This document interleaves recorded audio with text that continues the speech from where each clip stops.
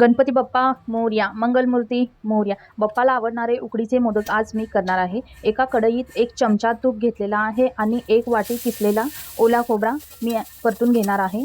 हा खोबरा आपल्याला लाल होईपर्यंत भाजून घ्यायचा आहे. आता मोजून घेतलेल्या वाटीनेच 1 पाव गूळ घेतलेला आहे. तोही सेंद्रिय गूळ घेतलेला आहे. गूळ वितळेपर्यंत पुन्हा परतून घ्यायचा आहे.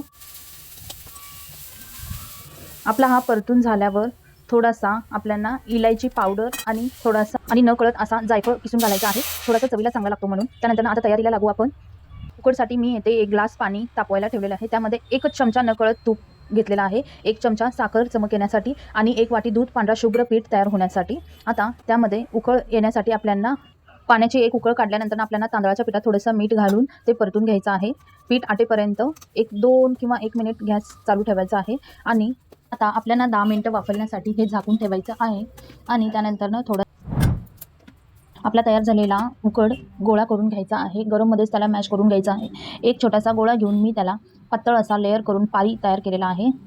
आता ह्या पारीमध्ये आपण तयार केलेला सारण भरायचं आहे. 1.5 चमचा एवढा मी सारण घेतलेला आहे. सारण भरपूर घ्यायचं आहे आणि छोटे छोटे कळ्या पाडून घ्यायचं आहे. आपल्याला जमेल तसं करून घ्यायचं आहे. आपली भक्ती आपल्या मनाची असते. चला तर बाय बाय.